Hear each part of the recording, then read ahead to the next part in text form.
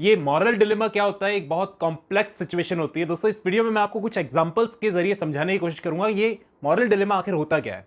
इस वीडियो के एंड होते होते आपको जरूर ये कॉन्सेप्ट समझ में आ जाएगा। चलिए शुरू करते हैं, मिलता हूं इस वीडियो के एंड में। मॉरल डिलेमा क्या होता है? ये एक ऐसी सिचुएशन है जिसमें आपको दो ऑप्शंस में से एक को चुनना होता है, लेकिन दोनों में से कोई भी ऑप्शन सही या गलत नहीं होता, और दोनों ही ऑप्शंस में कोई ना कोई मॉरल वैल्यूज़ होती है। अगर आप एक ऑप्शन चूज करते हो तो दूसरे ऑप्शंस की उपेक्षा कर रहे हो सर्टनली। फॉर एग्जाम्पल, मैं आपको एग्जाम्पल देकर समझाता हूँ क्योंकि इससे हमें कहानी अच्छे से समझ में आती है। एक डॉक्टर है, उसके सामने दो मरीज़ हैं।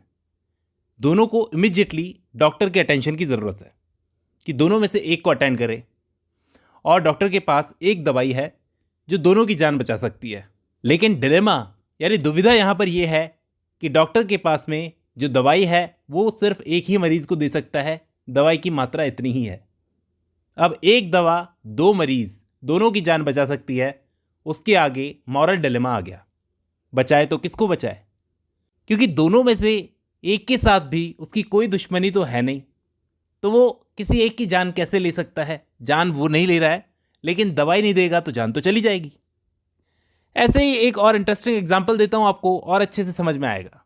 एक आदमी अपने परिवार को भूख से मरते हुए देख रहा है। उसे इमीडिएटली चोरी करके अपनी फैमिली को खाना खिलाना पड़ेगा। उसके पास में कोई और विकल्प है ही नहीं, उसे चोरी करनी ही पड़ेगी। तो क्या उसे चोरी करनी चाहिए? क्योंकि चोरी करना तो गलत है, लेकिन परिवार को भूखा मरने दे। अब उसके सामने कोई ऑप्शन नहीं है, दोनों में से एक काम करना पड़ेगा। फंस गया है वो। तो ये भी मॉरल डिलेमा का एक अच्छा एग्जाम्पल है। देखो, ऐसी सिचुएशंस का कोई एक फिक्स परमानेंट आंसर नहीं होता कि आप एक चूज कर लो और दूसरे से आप बच गए।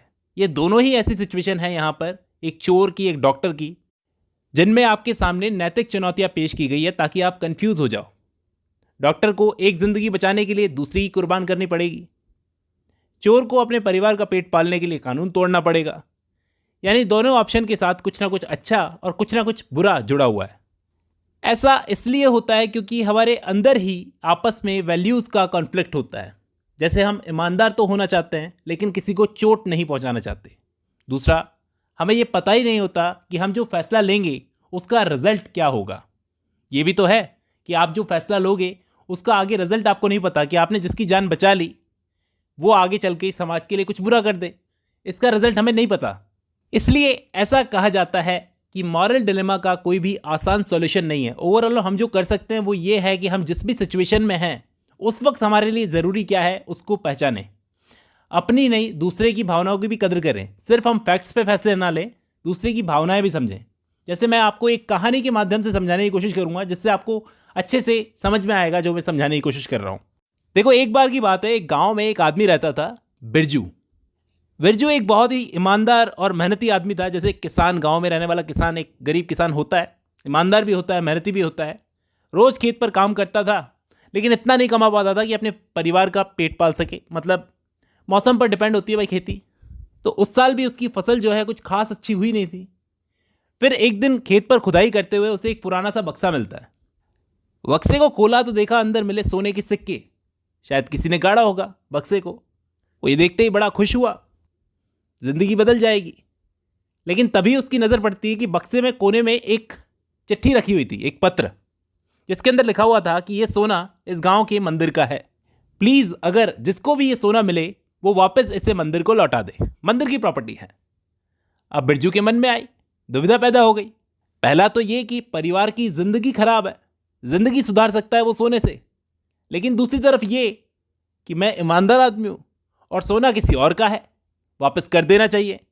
किसने रखा है ये नहीं पता, लेकिन वापस कर देना चाहिए। कई रातों तक वो सोचता रहा। उसे पता नहीं था क्या करना चाहिए। सोना वापस कर देना चाहिए, जिससे उसका परिवार मुश्किलों में आ जाएगा, लेकिन अगर वापस नहीं करेगा, रख लेगा, तो सारी जिंदगी अपनी ईमानदारी पर शक करता रहेगा। सारी जिंदगी उसके दिमाग में एक ही चीज़ चलती रहेगी कि किसी ने यहाँ पर सोना गाड़ा था, कभी पुलिस मेरे पास में आ गई तो सारी गाँव में बेइज्जती हो जाएगी। वो क्या करे आप बताओ मुझे।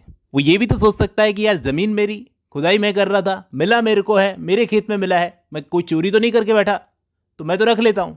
दूसरी तरफ दिमाग में हमेशा एक गिल्ट रहेगा कि मैंने गलत किया। तो आप बताओ उसे क्या करना चाहिए। इसी को कहते हैं मॉरल डिलेमा। उम्मीद करता हूँ इस वीडियो से आपको समझ में आया होगा। चलिए आज की इस वीडियो में इतना ही। अब जब आपने ये वीडियो खत्म कर लिया तो मैं उम्मीद करता हूँ आपको मॉरल डिलेमा अच्छे से समझ में आ गया होगा दोस्तों। नेक्स्ट वीडियो में हम लोग एथिक्स और मॉरल्स के बीच में फर्क समझेंगे। चलिए आज की इस वीडियो में इतना ही, मिलता हूँ नेक्स्ट वीडियो में।